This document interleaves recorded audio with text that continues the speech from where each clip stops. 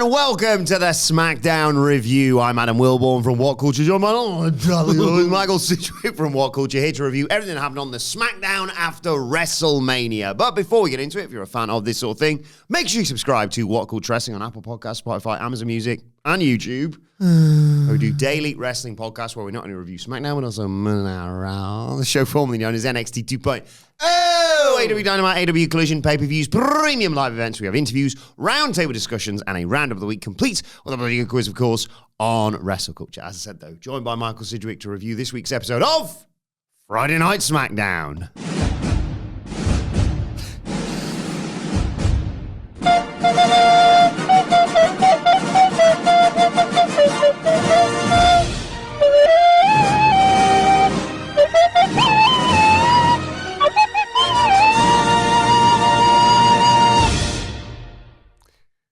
What did you make of the SmackDown after WrestleMania? Largely not great. A TV main event, I can't believe they went that far. Had a great time with it. A really great time with it. I've got some quibbles, but I had a great time with it, more than I would have thought. And they went wilder than I would have thought. Some, pretty typical booking patterns. Some weird, not good repetition, and something really funny. It wasn't meant to be, but I laughed a lot. I think I know what that is, but we'll get to it as we will get to another couple of our boys just growing up and leaving the nest. So lovely to see. Like a proud father all over again. We'll get to them. We'll start at the beginning of the show because John Cena came out. Oh, God, he's so bad. Right. He's not very good at anything, is he? Well, no, apparently he's the greatest of all time. No. And those are the words of Mark Nash, the new announcer, of course, they got there, who keeps being told, you're introducing him wrong, put more respect on him. Before John Cena can say anything, though, he's interrupted by babyface Randy Orton. We all know where this is going. Who mentions that in a couple of months, it'll be 25 years to the day that he and John Cena first shook hands. And over those 25 years, he's known up until a few months ago that Cena's never changed, basically. Hustle, loyalty, respect. It was a mantra for every day of his life. But now there's a void in Cena. All those kids that looked up to Cena for so long. It was surreal meeting people who, like, themselves or their kids have just been like, well, Cena's a safe bet, isn't he? Not anymore, apparently. Nope. Generations of kids have looked up to Cena. That should mean something to him. He talks about his history, obviously, with the Make-A-Wish Foundation. And, he knows that to Cena, they're not just numbers. But now he's got this void, and he knows how to fill this void in John Cena's life. John Cena should have kids. He needs to become a father and grow up because it'd make him a better human being. And Cena responds, how dare you? How can you parent shame me in front of the whole world? Congratulations, Randy Orton, says John Cena. You have children and you love them. Good for you. But the reason I don't have kids is because I've spent the last 25 years raising all of yours. Talking to the crowd, obviously. Didn't raise mine. I did that. He says, for the last 25 years, he's been a better parent to everyone's children than any of these parents in this arena could ever be. I did pop when he has a go at a child in the crowd, a 6-year-old in the child, who then subsequently gives him a finger. That was funny. But he says he's been policing brats like that kid for a quarter of a century. Hey, kid, your dad should have told you to never bring a knife to a gunfight. I bet your loser dad didn't teach you that one. Orton jumps in and says, look, the reason you're in the ring, the reason you made it to Hollywood is because of these fans, because of the WWE Universe. And without the WWE Universe, there is no WWE. Orton says that I made a lot of mistakes throughout my career, but I can go in that locker room and hold my head up high because I get respect from my peers because I'm here to stay and you're just a gayest. Cena says he used to believe Orton's perspective in that there would be no WWE without the fans. He used to think that everyone won together, but in fact it was only John Cena that wins. Calls everyone hypocrites, says, look, you'll put your energy into the next superstar once you get tired of me. But then when the roles are reversed, I'm labeled an outcast. He's not having a functional relationship with the fans, as he keeps saying. Fans are manipulating the truth. He calls out someone in the crowd for dressing like Jack Black for some reason. He's simply trying to do something different, says Cena. Orton talks about how he's part of wrestling's royal families, referencing Cody Rhodes' theme, of course, and said, look, wrestling's going to provide for me and my family after I'm 6 feet in the ground. But Cena fires back, shut your mouth. You don't understand. Talks about having 17 world record, championship reigns. Orton's on 14, and when Cena takes this belt home with him, Orton's going to be forever frozen on 14. Called Orton a babbling moron. Ooh, can he say that? He says he's going to erase 3 generations of Orton's family, and Orton fires back by challenging him to a world title match right here, right now. John Cena says no. He's going to save Orton's ass like he's done over the last 25 years. But there will be a match. Just not tonight. It's going to be at Backlash because Backlash is in St. Louis, obviously, Orton's hometown. He spent the whole day. He wants Orton to be able to spend the whole day with his family before the match because he wants Randy Orton his best. And when Orton fails at Backlash, Orton will have no excuses. And he tells everyone to look at him because that's what the last real champion looks like. And then he turns to Orton and says, and this is the closest you're ever going to get to the world title. He throws it at Randy, jumps him, beats him down, stomps on him, lines up like he did with Cody, obviously, numerous times to hit him with the belt. But Orton ducks and RKOs him, stands over him, and subsequently find out that we are getting Randy Orton versus John Cena at Backlash. I've got a lot of thoughts on this. Only one of them positive. Shout out, friend of the channel, all-round legend, Ibu. We must have the exact same thought watching this because when I was scrolling through X, I saw his take and thought, yep, I thought the exact same thing. Randy Orton was very good here. Yeah. He comes off very authentic. That only highlights just how the artifice of this John Cena act and how much I just don't take him seriously and I can't believe in anything he does. My goodness, John Cena's awful. Like John Cena is formally awful. At playing heel. Not very good at all. Look at the adjective. Play. Yes. He's got this. Randy Orton's got this quality about him, like his speech patterns, and he just feels authentic. John Cena's hammy movie villain delivery, I find genuinely awful.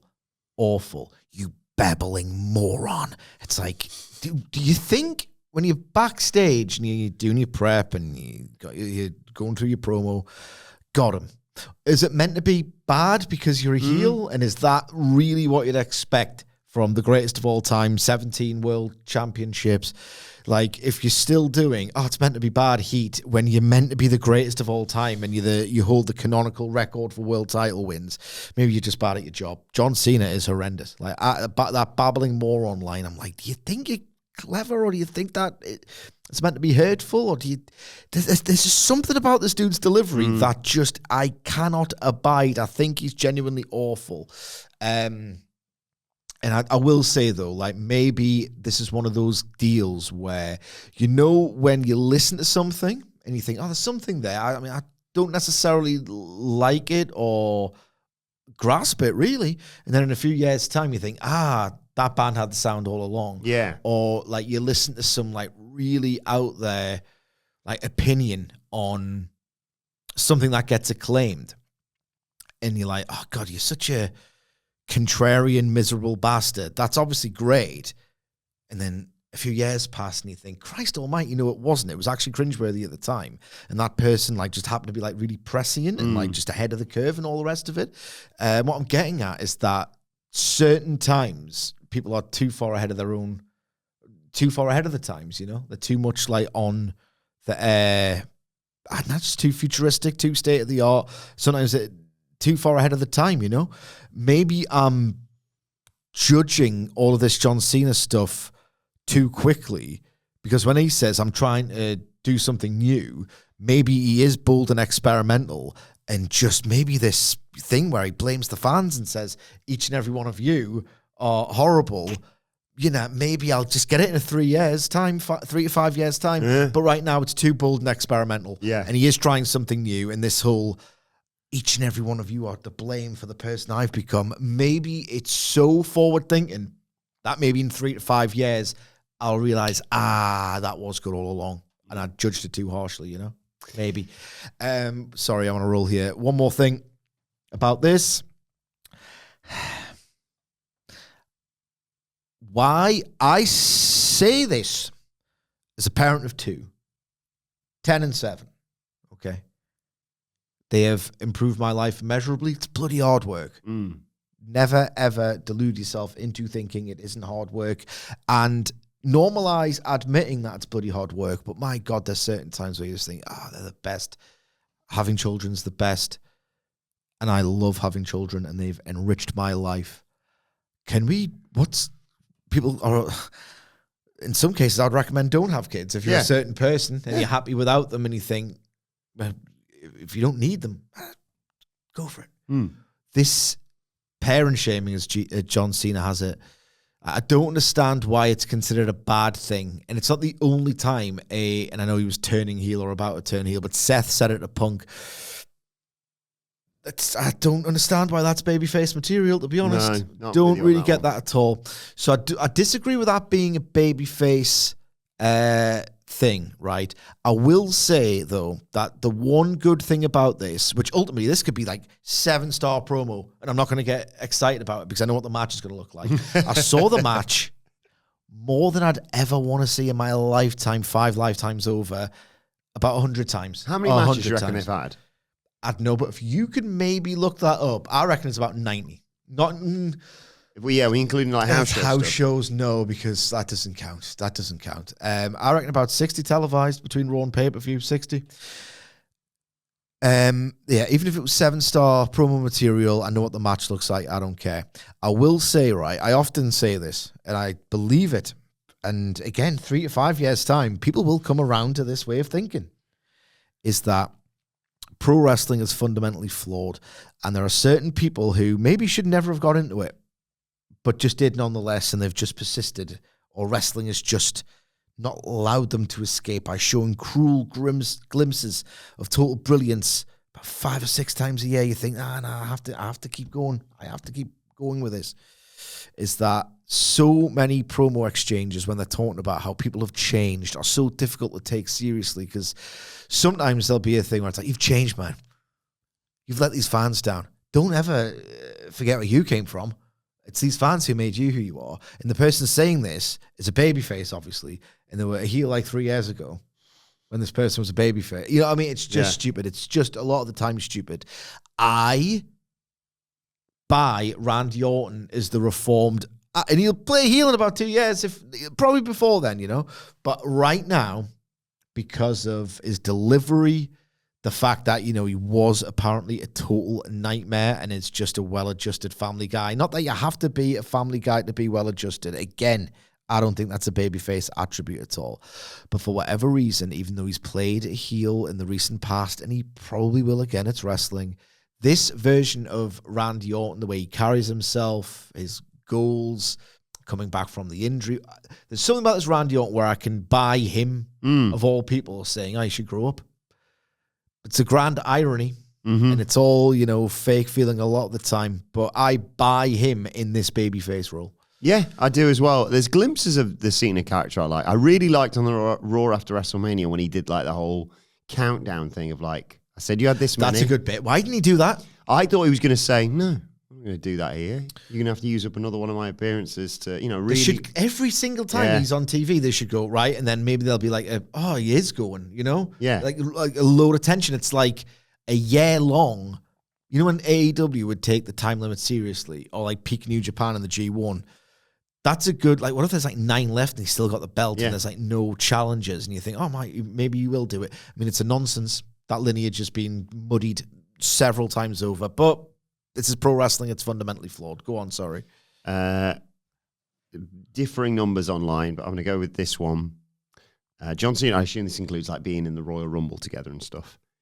They've competed in 257 matches together, singles matches, 123, broadcasted matches, 78, pay-per-view matches, 26. Jeez, I mean, that's too many. Singles matches at pay-per-views is 10. That's too many.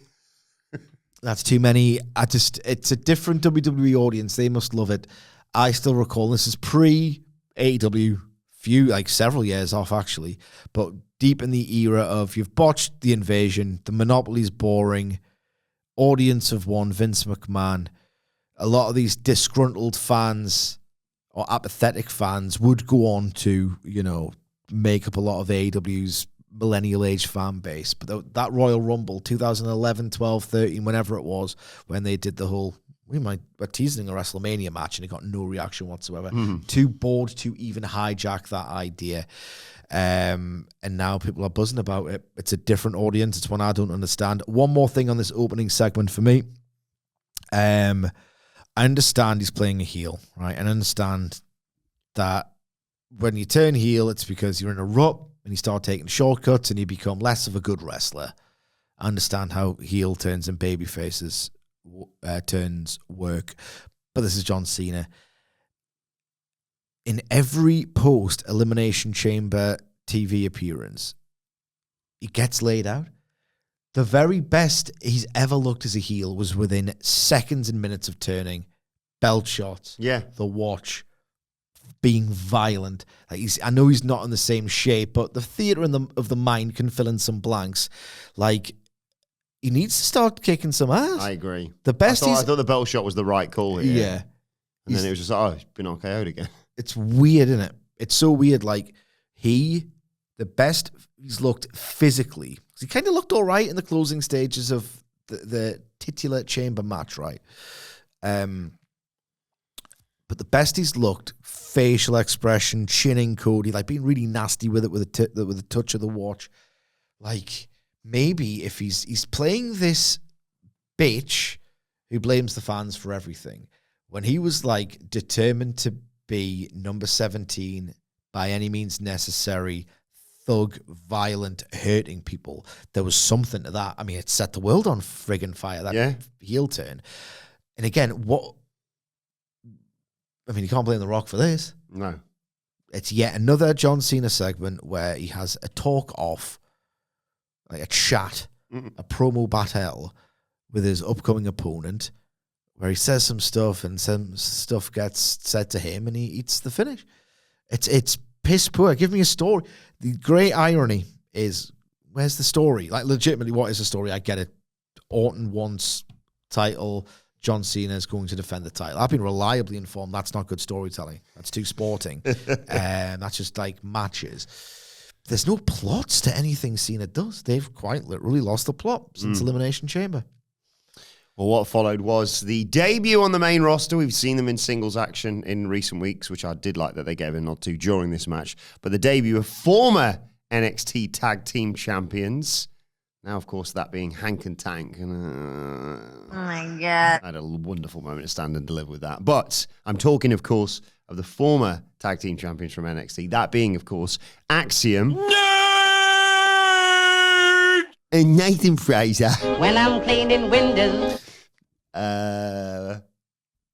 That's an NXT bit, isn't it? It's an NXT bit. We don't do bits, but if we did do bits, that would be an NXT bit. And you might think, Axiom's probably thinking, what is he me for?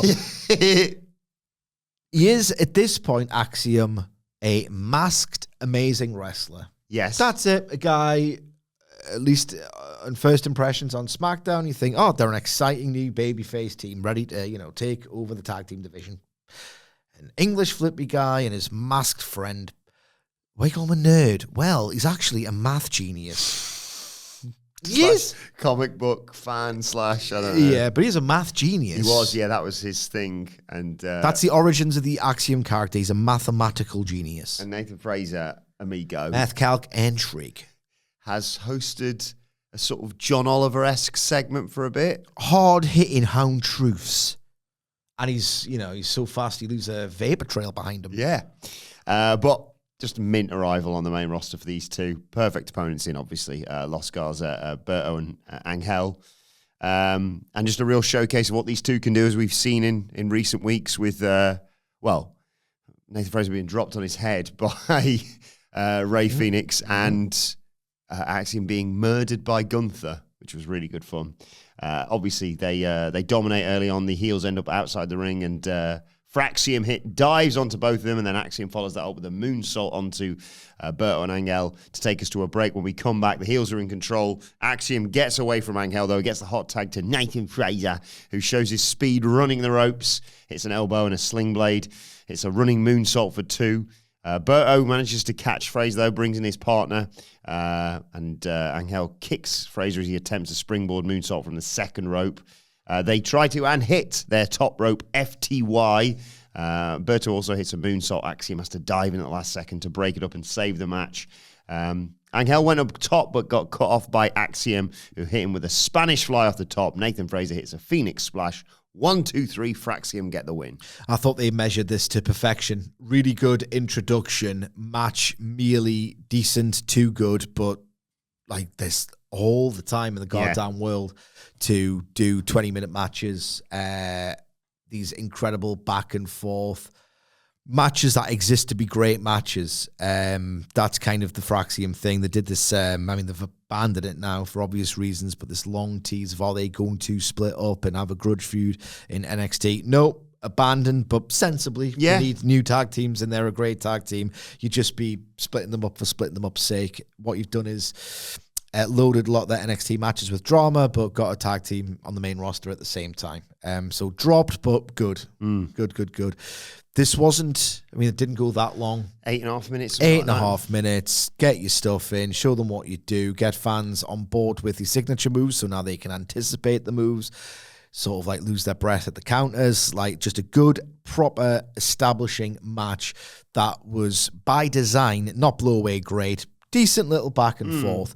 What's encouraging, though, is that I think the fans in, where were they? Texas. Were they were getting behind them towards the finish. Very generous chant of "This is awesome." It wasn't awesome by design. I've just told you this. It wasn't awesome, but their signature stuff. The rapid pace, just how awesome the execution of everything they do is. They got a "This is awesome" chant. Not being funny, like Motor City Machine Guns aren't that over. Like DIY, I know they're heels, but as baby faces, they're working a similar-ish style, nowhere near as over. These guys are going to get over. Younger, quicker, better at this point. But no, this is encouraging because it is sometimes a bit soul-destroying watching some really good, electrifying action in front of these normal WWE TV crowds and thinking, come on, make some bloody noise. They did, and they will make more as Fraxium offer them and give them more. Then the world champion comes out talking about Tiffany Stratton, of course, here. She gets everyone to yell, it's Tiffy time. She talks about going toe-to-toe, one of the greatest of all time, Charlotte Flair at WrestleMania. In the end, though, she prevailed. She's still the WWE Women's Champion. She's been told she's the next Charlotte Flair. There's only one Tiffany Stratton. She's interrupted, though, by Jade Cargill. I didn't expect this. Yeah, Cargill comes out and says, give credit where it's due. But winning that match just made an even bigger target on your back. My business is done with Naomi. I've got nothing but time, and it's time for everyone to see how came into WWE to become a champion, basically. Just because you beat Charlotte doesn't mean you're the best. In order to be the best, you have to beat me. And Tiffy says, that's fine. Let's get a referee out here and have a match. And that's exactly what happened. We got the match, although we didn't get a finish. Surprisingly, because there was some good stuff in there. Cargill hit a big backbreaker early on, but Tiffy came back and hit a hip attack, but Cargill fired back with a spinebuster. Tiffy hit a spinebuster of her own for a 2 count after that. Hit that gymnastic springboard splash thing she does in the corner. Hit a second one to get a nice near fall. Looks frustrated as we go to a break. When we come back, Tiffy hit a rolling senton, went for the prettiest moonsault ever, stumbled somewhat. That allowed Cargill to recover and move. Cargill hit a huge powerbomb to get a 2 count. Tiffy goes up top again, but Cargill cuts her off and superplexes her down. Naomi, though, in amongst all this, runs out, attacks Cargill. Obviously, the match is called off. Really brutal beatdown here from, I think this is what you were alluding to earlier, was it? From Naomi. Sends her into the post. Tiffy just stands there and looks at her and calls her on. But Naomi rolls out. And then Nia Jax appears to attack Tiffany Stratton. Hit that leg drop, hit an annihilator on Tiffany Stratton, and stands tall holding up the title to close this segment. Yeah, the Nia Jax Tiffany stuff's weird because Tiffany was basically being a terrible friend throughout. but now she's de facto babyface, having worked Charlotte Flair. So when Nia Jax, whose title reign was undermined a lot of the time by Tiffany Stratton, does heel stuff, it's a little bit wonky continuity-wise, but you play with the dynamics that the crowd have chosen, so I can't really blame them for that. It was just notable. Match itself, kind of going all right at first. There's literally always one, the hell was that, moment in a Jade Cargill match. Every single one. I've seen 3 Jade Cargill matches that were just real damn good without issue. All in AEW. But there's often always one. She does this move where it's kind of a spine buster of sorts, where little lift up, slam you down with one hand. It's like, apply concepts of logic to what you do. And like, what is that meant to be? What is that meant to be? And despite, the physique, so little of what she does looks like it's loaded with power and that someone's going to get the wind knocked out of them when she hits them with a throw. I mean, it's one of those where you think, well, what are we doing here? I don't know. Again, the schedule that she works and has always worked, not necessarily conducive to creating this great pro wrestler. I just feel like we're going to have endless circular tedious conversations about Jade Cargill until she hangs them up, but we are where we are with that. Naomi. If you didn't catch SmackDown, try and watch this. Like, clip on X, type in Naomi Jade Cargill. So she's meant to do the old Thez press, punches on top, the old ground and pounder. She looked like she was bouncing on a crazy style. She looked like... I feel bad for laughing at this because I've loved Naomi's heel stuff. I like Jade Cargill. I don't like... I think she seems like a nice person, maybe a bit misunderstood. Naomi, good character work, I reckon. She's on top of Jade Cargill, and she's just thrashing about like... you see those videos of, check out these really nice people at the beach. There was a shark got washed ashore, and they helped the shark, who doesn't know what's going on, and maybe it's dying, thrashing about, in shallow waters. On you go, and the shark's, Christ almighty. She was bouncing on a crazy style. She was, what was she doing? How would you describe it? Yeah, flailing, I think is the best way of describing it. Flailing about, thrashing. I've watched this. Flailing about, flailing. Yeah, I watched this at the time and then subsequently saw it just shared all over the place on social media because it is one of those moments of, what are you doing? Yeah. You just had a really good match with her at WrestleMania as well. I enjoyed the match at WrestleMania. I thought she didn't lose a lot from losing that match. Adequate. Jade Cargill did one really cool move in that. Yeah. Was that the blockbuster thing? Yeah.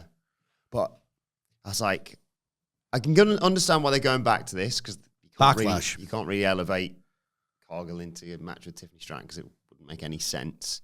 Heel face dynamics. Good job they booked it. Yeah. I was just so baffled by all this. And then, another, I defended the DQ Debbie Deeks on Raw, and it happened again here and again in another match. Yeah, I love it, I was man. like, you could just not book the match. None of these matches were advertised in advance. Yeah. Weird. And the what's that? I don't know. Step up a rematch, I assume, at Backlash. Okay. Beat Naomi a second time. Yep. Let's go. She could have just moved on. LFG. Anyway, let's move past this. Yeah, Nia Jackson, Tiffany Stratton. Great, obviously. Let's move on because I want to talk about aura. He's thrown around a lot, and a lot of the time it's not well used. Jacob Fatu walking out with the US title around his face. Oh my God. Jesus Christ. He did something on this show, imminently, in fact, I just screamed. Yeah. And I also really like the fact that he's still, for the time being, with Solo. Because it's just the most unnecessary, as shown here. Yeah. You got him and you got Jacob Fatu. Sikoa is like, come on, show some love for, your new United States champion. He showed everyone what I already knew at WrestleMania. He's the future of the company. Nobody in my family wanted him in the WWE except for me. Sort of reminding Jacob throughout all this. Remember he brought you to the dance. Yeah. Here's how your bread is buttered. Indeed. Everyone thought Fatu was too much of a risk. But I'm the only reason he's here and he's champion. And Sikoa continues ranting until Fatu just grabs the microphone away from him. It's the most terrifying thing I've seen him. What's he going to do? Don't get it twisted, says Jacob Fatu. I told you I'd win this US title. I said this belt was coming home to the family and I'd do it with or without you. He tells, that's exactly what I did. Texas, look at your new United States champion. And everyone quite rightly shows him respect. I don't know why I love this line so much, but Jacob Fatu saying, I know that this title makes me America's most wanted and a menace to society, but at the end of the day, Sikoa better get in where he fit in. I'm all gas and no brakes. Oh my God. I love him. And then he proved it that he is, in fact, all gas and no brakes with one of the best high spots I've seen in ages, like later on in the show. It's a great promo. Unless he's winning a world title, he should not drop this belt until after WrestleMania or at WrestleMania next year. Basically, rinse, repeat, Bron Breakker. Yeah. If he must lose, and he should, because I'd put him as that world heavyweight champion. I don't know if as a heel, right? I might have gone, if I'm booking it, might have gone bold and have him Cody drop it to him before Cena turned up and ruined everything. It looks like. Maybe for 3 months, just like he's so believable, he's so intense, he's so scary, he can go. He just felt like a total throwback to a time when wrestling was populated by unhinged madmen who you really, really don't want to meet, like on a bad day. Like Jacob Fatu had like that time traveler aura, but they took too long to do anything with him. All the while, the fans are absolutely enchanted by him. Of course, he's a de facto babyface now. I don't know if he's got the credentials to be that top WWE face and what they look for, like that Cody, that figure who can go and do media and all the rest of it. Maybe he can. Maybe I'll be proven wrong. But world heavyweight champion, absolutely, like no trois doutes. I love that. He's just jaw-dropping. Like I say, when he just walks out and wears it around his head like that, like it looked like some sort of like muzzle almost. Yeah. Don't take that off him because then there's nothing stopping you. That's a great take and a great aesthetic choice. It's just awesome. Anyway, he's interrupted by LA Knight. Who says, I told you I didn't. I said what I meant by told you so is hit you with a BFT. Not win, just I hit you with a BFT. Awesome spot, that obviously the moonsault into the blunt force trauma. He says, you grabbed the rope to just about survive. You beat me, though. Everyone told me we had a hell of a match at WrestleMania. I don't care about that. I want to win. I want to win my title back. I want a rematch. I want it right now before anything can be set up, though. Drew McIntyre's music hits. Drew McIntyre. He comes out. Joining the promo train. He says, it's not easy being Drew McIntyre, but much like Texas, I've got some big guns. And he beat Damian Priest at Mania in one of the most violent matches in history. And he thanks Damian Priest for allowing him to embarrass him in front of Priest's family. Also really like the bored at work lol. Yeah. That's a spot at WrestleMania now. Do we have to pitch that for next year? Well, what's he going to do? Where's he going to do that? Look, it's all, like, if you establish traditions like that, people have conversations about how it happens, Yeah. It's not bad. I did it on What Went Down on night 2. Took the old selfie whilst I was filming What Went Down. It's a good spot. But he said, look, my next plan was to challenge John Cena for the world title, but Randy Orton's jumped the line. What is this? Nepo Wrestling Entertainment? Not so good. Instead, though, Drew wants to fight the baddest dog in the odd, and that's Jacob Fatu. LA Knight throughout this is a bit like, get on with it. Me. And Drew says, you always got jokes, haven't you, LA Knight? The only joke around here was your last title run. And LA Knight fired back. I'd say your last title run was a joke, but I can't remember it, which I thought was a quite good back and forth. They both... What's going on there? We're scared about this whole place collapsing around us. It's happened before. They both want a title shot, and out comes the SmackDown GM. Can't remember what his name is, unfortunately, and says, let's have a number one contenders match later on in the night. Yep. Yep. Promo train. A narratively inelegant way of combining two feuds and allowing Drew McIntyre a place on a PLE and not getting pinned at the same time one would expect. Yeah, triple threat. Maybe a four-way. Oh, four-way, yes, with of course. Priest, maybe. Yeah. Well, everyone was moaning about the multi-mans going into WrestleMania and turned out pretty good, to be perfectly honest. Okay, I saw this tweet. I didn't rise to the bait. Everyone says, Adam, that the reason why triple threats and fatal four-ways exist is because they're a shortcut to excitement, and invariably they are exciting. It's very difficult to weave a good... I thought you loved cinema and storytelling. I do, yeah. It's quite hard to weave an interesting personal issues, draw money with a triple threat or a fatal four-way, so you often resort to, like, tropes. Signing contracts that you're not meant to. Yeah. Just thought, 3 triple threats across WrestleMania Stand and Deliver and all instant classic. I will say. I mean, if you missed the Raw preview, if you're actually thinking, it's good, I guess, Sidge doing SmackDown. I wish I could get his thoughts on WrestleMania. Yeah. Well, check out the Raw preview because I've done that there. Well, I had something else to say about triple threats. Can't remember. We'll get back to it, maybe. Then it was time for the women's US title to be defended. It was, of course, the champion, Chelsea Green, versus Zelina Vega, who'd won by countout and pinfall, of course, in recent weeks. Still annoyed that Chelsea Green didn't make it onto the WrestleMania card, to be honest. But anyway, usual sort of story with the Chelsea Green US title defense. She gets a bit battered early on, but the secret of Hervis help her out. Vega was on the apron. Did you come up with that stable name? I don't know. It's very well one, yeah. Alba Fire throws Vega into the LED board. Niven hit a senton on the outside, and that allowed Green to take over. We went to a break. When we come back, there was a super German suplex from Zelina Vega to take over on Chelsea Green. She hits a spinning back elbow, landed a Meteora from the second rope for a 2 count. Alba Fire hopped up on the apron. Vega drops her. Hits a backstabber on Green, who's trying to take her out. Tries for a 619, but right in front of the referee, Piper Niven trips Zelina Vega. The referee's like, you two piss off out of here. Green tries to take advantage, but out of nowhere, Vega counters. Code Red, 1, 2, 3, new women's US champ. Far be it from me to say that these women's intercontinental and US titles are just, they exist to create pretty easy storylines without having much meaning attached to them.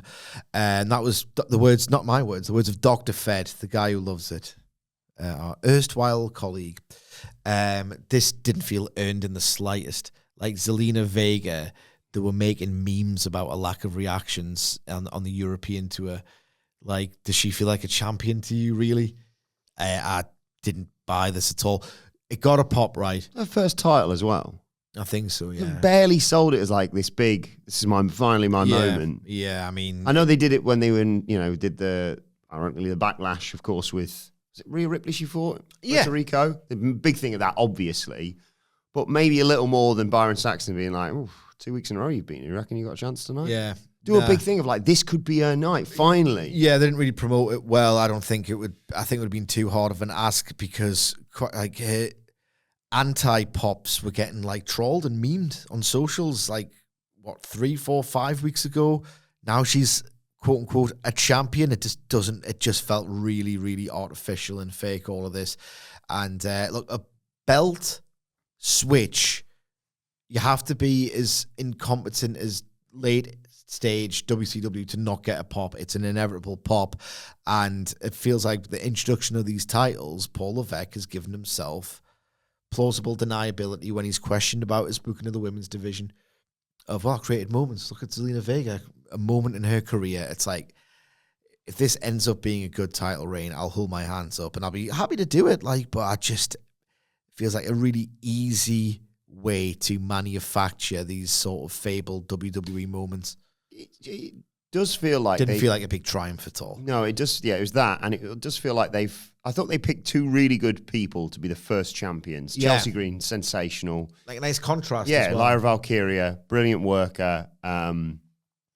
And then I've never felt like they'd gone, right, and after that, here's where we go. Yeah. Like, they may well do it with, like, Becky. Like, I don't know whether it's going to be interesting to judge if they do something like that. For example, just off the top of my head, if you had Becky Lynch win the women's IC, or if you had Charlotte Flair, just to pick a random high up heel to win the women's US, be interesting to see how that's received, whether it's like, oh, wow, that does mean a lot, or it's just like, oh, they're really trying already now to try and make these feel more relevant than they are. Yeah, I mean, that'll be a conversation for when it happens. All the things, the noises that'll matter is what will happen if and when they do it. Like, John Cena, US champion, that belt has never meant as much as it did in 2015. Maybe that is the way to go. Yeah. Maybe you do need stars, because this is the absolute epitome of something Triple H has said, and I've heard him say it. I've read the words as well when they've been transcribed. He's a big proponent of the belt. The man makes the belt, not the other way around. He's betraying his own words, almost like he's a massive hypocrite. This is the absolute epitome, and it just didn't scan as anything to me whatsoever. Pop, you'll always get a pop. Don't tell me about the pop. It doesn't mean anything. It won't next week. The epitome of the shortcut of, well, give someone a title, that'll get them over. Not how it works. And he knows full well that's not how it works neither. Speaking of pops, by the way, I've got another one of my brilliant tweets in the chamber that I'm going to drop later on tonight. All right. So you can add that to the list of Paul Heyman, like Paul Grayman, and obviously the classic. The classic. Ease up! Get the fables! Which obviously forms part of my retirement plan. So hang on. What is the subject of the post? And I'll try and I'll see if pops. Of course. I've been working on this for a few days now. I think. Right. So it's not necessarily too topical. Oh no. Popical. Yeah. Is that anything? I'll drop it later. Just keep your eye on socials.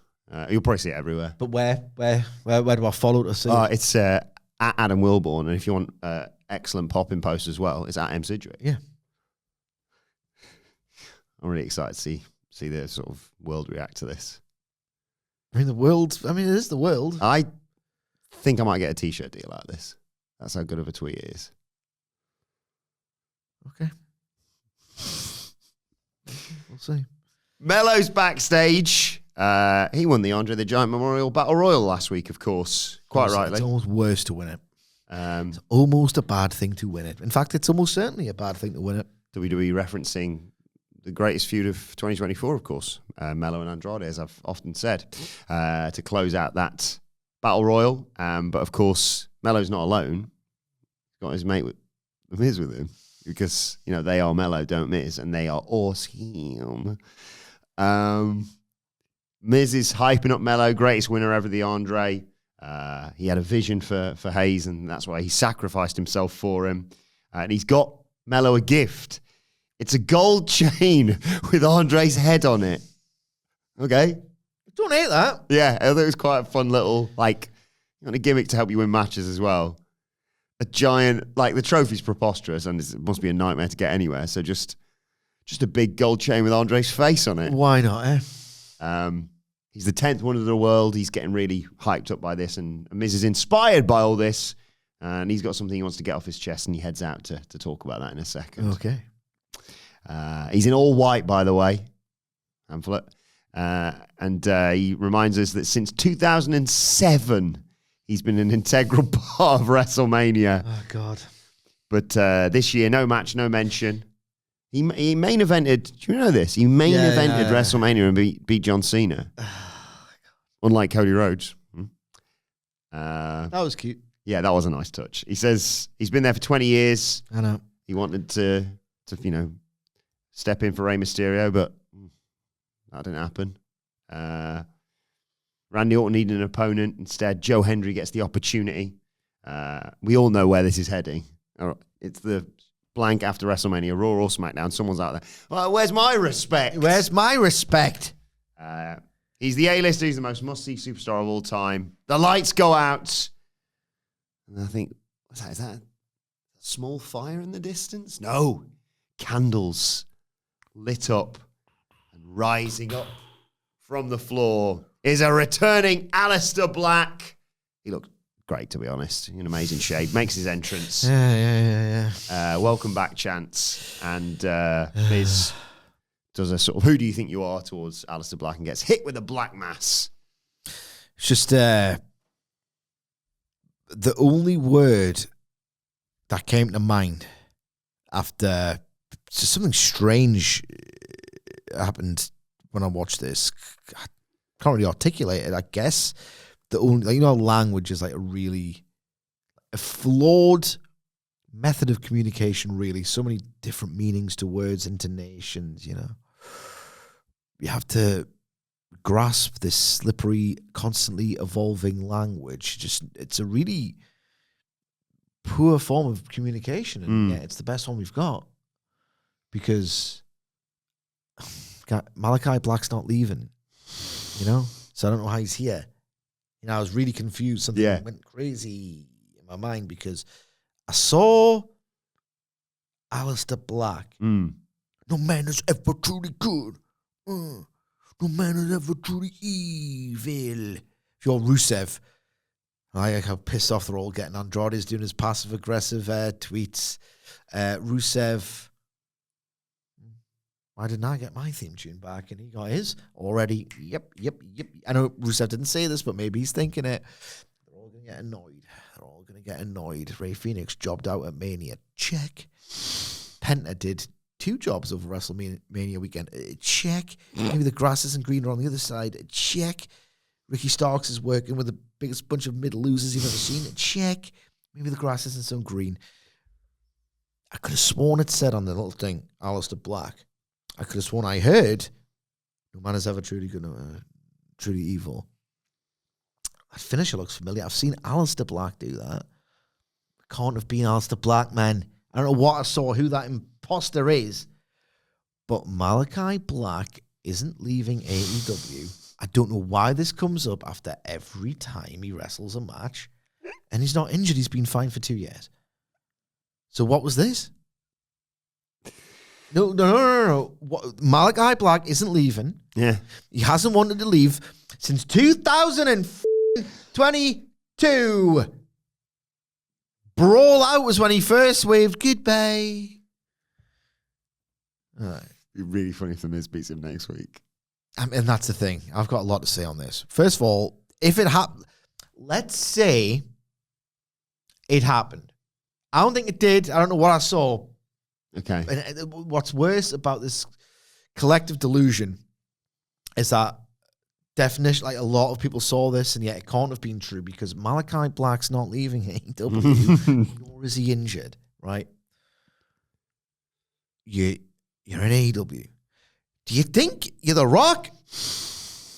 Do you think you're, I don't know, like, do you think that you are Jim Londos and you're bringing in these stadia of 100,000 people and the biggest draws in pro wrestling because little rinky-dink AEW was never good enough for you, was it, Malachi? You thought you were, Bruiser Brody. No, I don't want to do a job. I don't do jobs. No job. I'm Malachi Black, baby. That's who I am. I don't lay down for no one. Allegedly. Yeah? Like, who do you think you are to be going on the way that you said November 2024, I'm not leaving. It was the last time you've seen, but you're not leaving. I'm just doing what you wanted all along and taking your word for it. How am I the bad? It's what you wanted all along. You said November 2024. God, not leaving. Yeah. Pretty much did a big symbolic goodbye, but I'm not leaving. So I can't have happened on Friday. Collective delusion. Mate, I was as confused as anyone. And indeed. He comes out and I'm like, Tony fumbled. You're joking. Not another one? Hey, so much. Had a good little bonding for about 6-7 hours. Genuinely one of the most viral posts we shared over WrestleMania weekend was the NXT. Of course it was. These losers. Not the perfect match to do that in. Ricky Saints versus Ethan Page. Yeah. So we have this deal where, he doesn't want to do a job, rumor innuendo, all the rest of it. I can't speak to that. The veracity of that, I don't know. But those are the rumors, the idea that he kind of thinks he's king bollocks, It's like, this AEW thing, this rinky-dink, not for a star such as myself. I lured myself to go to AEW, but, he's always loved WWE and thought he could be the star there. Doing a reintroduction angle with The Miz, where about, I would say generously, a third of the audience knew who you were. And you Black Mass's armpit, and it's The Miz. Is that what you dreamed about? In Chicago in 2022, when it was first reported, maybe by the dirt sheets who don't know what's going on. I think they kind of had a good idea in November 2024. August 2022, don't know, but it was reported maybe, didn't want to be there no more, but and that's why he waved goodbye. But I am kind of contracted, so you're stuck here, okay? Just think of how long it's been rumored, allegedly, whatever. Rumored that he wants out and that he wants to go back to WWE, right? Just think about it. 2022, August 2022. 2 full calendar years. Closer to 3 than 2.5, I think. Is that right? Close? Yeah.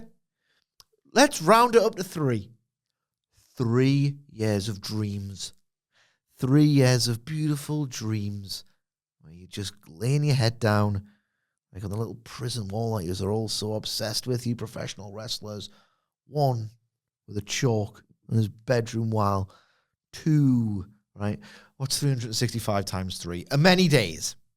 Over 1,000. He's got the repetitive strain injury in his wrist. In the little bit of chalk, there's a nub. That's worn down, that, yeah. Worn down that little bit of chalk. And he can barely lift his arm on his bedroom wall. And then 1,000+ days of dreams. The countdown. One more day. One more day. Finally go to the vet today. I rest. I rest. Now my dreams are a reality. And you're having a match with The Miz. I bet he was bloody chuffed that Miz came out there, because where else was he going to show up on this show? Maybe in a closet with his daft talk about picking a fight. Miz picked a fight. Lucky. Baron Saxton interviews Bianca Belair. She's broken a couple of fingers. Hope she's all right. Things aren't over, basically, between her and Rhea Ripley. She inserted herself into a match that she didn't deserve. And then Naomi's walking backstage. Nia tells Naomi to stay out of her way when it comes to Tiffany Stratton, and Naomi responds to proceed with caution. That's the thing. I do love her gimmick, so I'm not going to have a go at that. Then it was time for Drew McIntyre versus LA Knight. Yeah, another DQ. I've not made notes for the majority of this match. Why bother? It's completely pointless. LA Knight slams McIntyre's head into the announce desk after trying to do that a couple of times, rolls him back into the ring as the referee's looking at Drew, though. Solo Sikoa shows up. Samoan Spike to LA Knight. It looks like Drew McIntyre's kind of pissed off by this. He wants to just genuinely win the match. But he's like, yeah, I'll take it. I'll claim his head off. But as he sets up for that, Damian Priest shows back up, pulls McIntyre out of the ring. They brawl south of heaven on Drew McIntyre through the announce desk. Priest tries to leave. There's LA Knight, who's not happy about all this. Doesn't matter, because Jacob Fatu kills everybody. He lays both of them out with a splash. Hip attack on LA Knight. Jump up moonsault as well. Hip attack on Priest. Jump up moonsault for you. And, Jacob Fatu stands tall forever.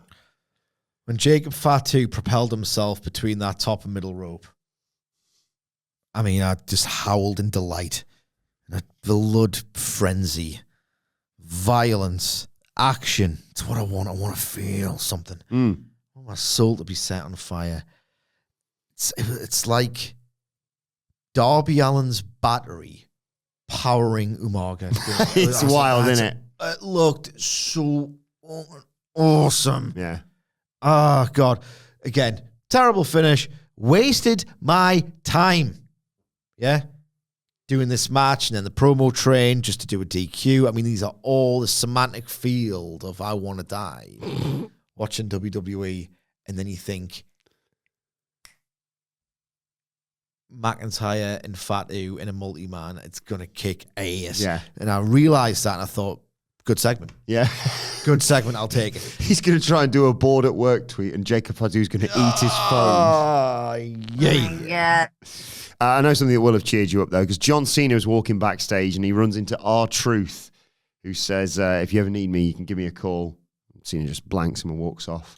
And R-Truth tells Jimmy Uso, who comes in, he wants to be like Cena when he grows up. And Jimmy's like, Truth, you're already grown up. It's funny. You know what? I know you're taking the piss, and you're trying to wind me up, and that's fine. It's the chemistry. That's what we do.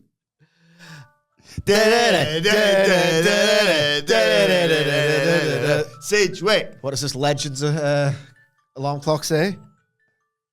It just says beers. I don't know why it says. Oh, it's because I keep the same alarm. Basically, I was getting some chicken wings out of the oven to turn them over. And I just had the same alarm, and it was to get beers out of the fridge to take them home one time. So they'd be ready, because I got them at the supermarket and dinner. Chill those bad boys up. Yeah. In the work fridge. Set the alarm so that you remember to take them home, crack them open, and then have some good times. What was I talking about? John Cena, R-Truth. Kind of shock you. Go on. I actually don't hate this at all. I talked before about how I'm absolutely already so bored of John Cena doing his face-to-face contract signing under one roof. All this prick has ever known how to do, what to do in pro wrestling after a certain point anyway, is to talk at someone, do a 15-minute back and forth with some, ooh, can he go there at lines? And I hate them. It's not wrestling storytelling. It's just a load of edgy nonsense. They might have something with this. John Cena taking on R-Truth, who's blind to his hero's flaws, interfering on his behalf. And John Cena just saying, no, you can like do the dirty work. Like, you're my accomplice. You're my sidekick. And the second that R-Truth starts to question Cena, what did he say to me? I find John, you're my hero. It's mechanically awful as it would be. But then again, that's every John Cena match. They could do John Cena versus R-Truth on Raw or something. Like a TV match or even a PLE where it's like the sentimental favorite R-Truth against John Cena. What if R-Truth breaks 17? They could have something with this. Yeah. They could save it. Or at the very least, he bloodies up R-Truth. There's loads of things. They could do it all. Flip reverse it. John Cena could smoke like R-Truth did when he really turned it. John Cena smokes cigars. There you go. Nah, Travis Scott has his whatever he does. TV people hate it. Yeah. We don't see it. No. Chris Jericho, and he's a worker, embellishes. Oh, got kicked off the air when he did the victory cigar after the broke Dustin Rhodes' arm. Apparently they were livid. Really? Livid about it, yeah. Then we got to the main event of the evening. I'll be honest, I didn't think this was going to be the main event when it started because I thought, there's a lot of time left on this show. Yeah. But given plenty of time, with good reason, it was the TLC title match. Tag team titles on the line, Street Profits, DIY, Motor City Machine Guns. Before we start, I know it wasn't a choice necessarily. I think he had to do it, unfortunately, because of the way Hamlet worded it to me always makes me laugh. He said, oh, have you seen Tommaso Ciampa shaved his beard off? I was like, why has he done that? Is it part of the new heel DIY thing? And he got some horrible cut. I hope he's all right with that, obviously. But he said, with what we've done about old man Ciampa over the years, he said, Tommaso Ciampa had a fall, which just sounds like... It's all good stuff. What do you think of clean shaven Tommaso? I think he looks $1 million. Yeah. I think his body looks great. Yeah. He's always had an unbelievably lean, cut, defined physique. One of those people where they just seem to have more abs than anybody else. Adding that little bit of bulk to that frame is great. You know what else is an unbelievable choice? The white boots. Yeah. Makes him pop. I think he looks better than he has in years. So there's a TLC. Best he's ever looked in the Fed, actually. Possibly, yeah. TLC title match, obviously. Big brawl.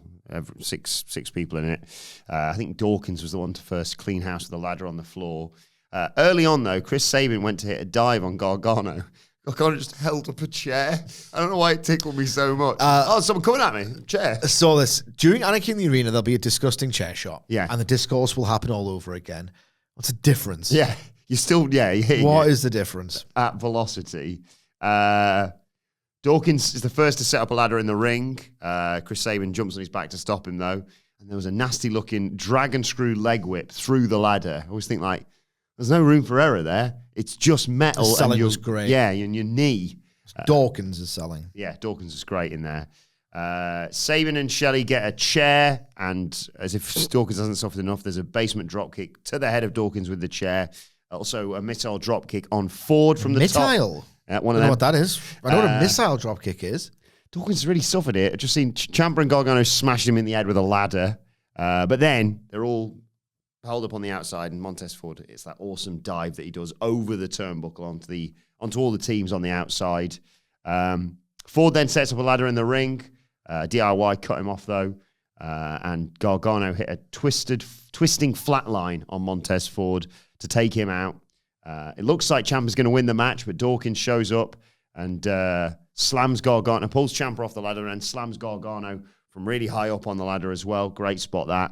There's a chair wrapped around Alex Shelley's neck, and Gargano hits that with another chair. I always love that. I don't think it actually does anything. No. It's so cool as a visual. Gargano then suplex Sabin onto a chair, and DIY work over Dawkins. They set him up. There's like a couple of chairs set up for him to hit the seated part of the chair. Gargano, the sick bastard, turns it around so it's the edge of the chair, but Dawkins gets out of it. Loved that. Yeah, hit a twisting double arm DDT on Gargano through the chairs. Profit set up a table. Ciampa's on Dawkins' shoulders, and Ford hit a running blockbuster from the inside onto the outside. Everyone's down at this point. And possibly my favourite part of this match. I just look away, look at my phone or whatever, look back. Montez Ford has a fan's prosthetic leg that he's using as a weapon to hit Gargano. Awesome. Made that person's life. Yeah, that was class. Dawkins is laid out on a table, and Chris Sabin, it seemed like he just went, oh, yeah, that one.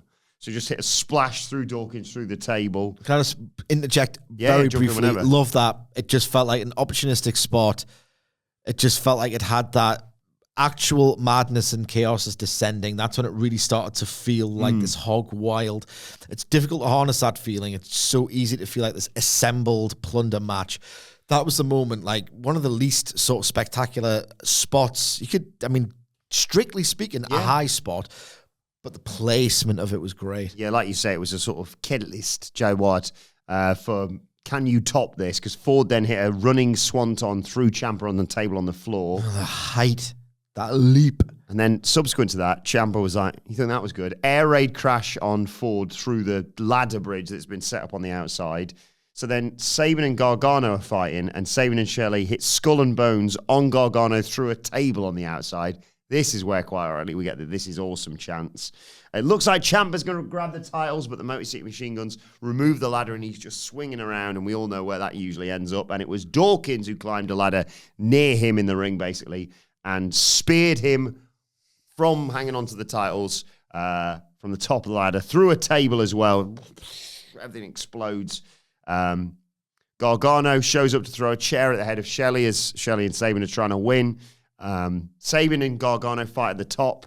They knock each other down, but then Ford, as Sabin has knocked Gargano down and looks like he might grab it, leaps onto the ladder, knocks Sabin down. Then Gargano pulls him through the ladder to stop him. He's sort of wedged watching this happen as Gargano and Sabin are fighting at the top. And then all of a sudden, Ford sort of climbs through the ladder, if that makes sense, to knock down Gargano and Sabin and grab the belts for the Street Profits, who celebrate as some wild replays there of some amazing spots in this match. I thought this match verged on incredible.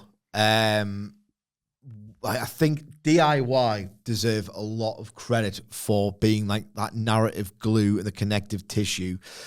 Like that spot you pointed out that I praised where it was like, oh, hang on, now I can make this even more disgusting, was great. They felt sinister. They felt like they were getting like actual heat and connecting like each part of the match together.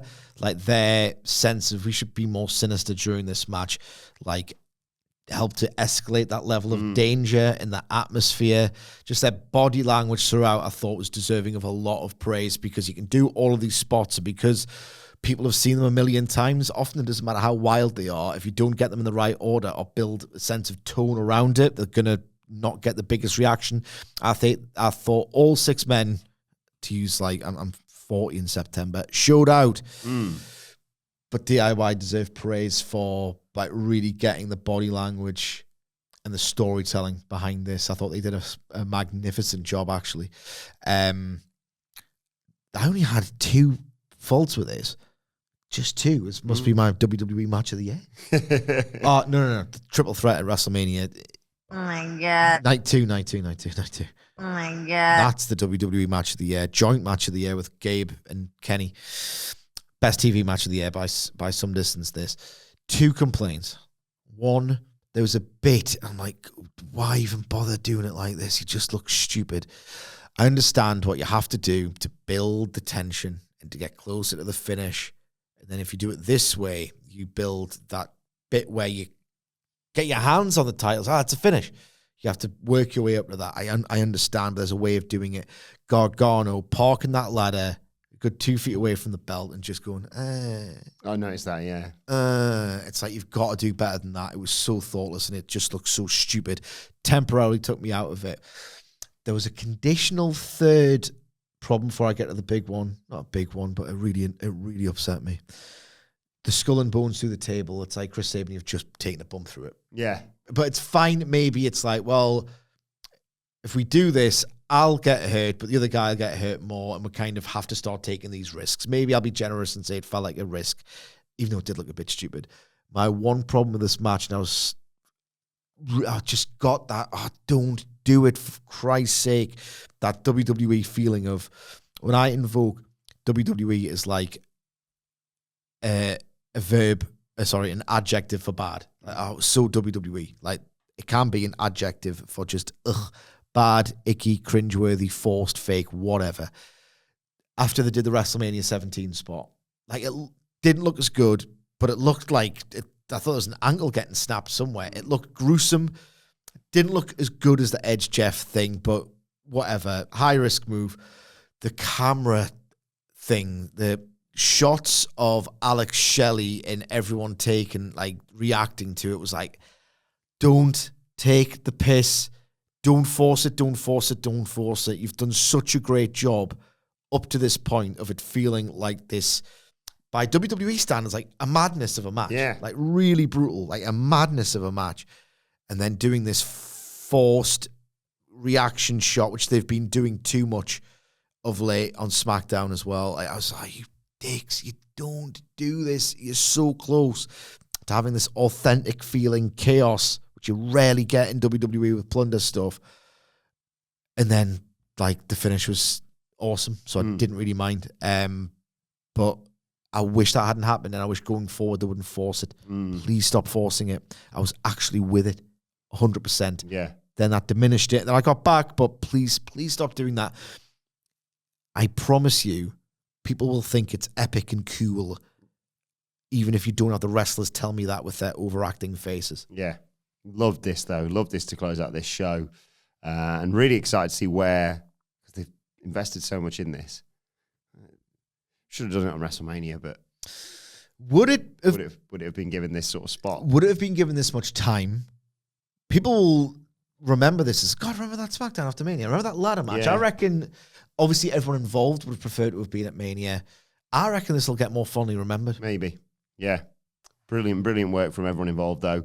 And let us know your thoughts on that and everything on the SmackDown after WrestleMania in the comments section below, or on X at WhatCulture WWE. Well, actually, they can follow both of us. You can follow Michael Sidgwick at... You kind of was reflecting on the SmackDown before I tell you my at. You know, it had like John Cena and Randy Orton renewing hostilities. It had Naomi bouncing on a crazy style. You had the return of Aleister Black. You had a crazy main event. You had... all this and so much more. That's the name of the GM you keep forgetting. Huh? Nick Alders. Oh, well, I'll remember that for next time. I'm sure you will. Follow me at M. Sidgwick. Follow me at Adam Wilbourn. Follow us all at What Culture WWE. Make sure you subscribe to What Culture Wrestling, wherever you get your podcast from, for daily wrestling podcasts. Raw preview available right now. We'll be discussing the state of AEW a little bit later on today as well. But for now, this has been the SmackDown review. My thanks to Michael Sidgwick. Thank you for joining us, and we will see you soon.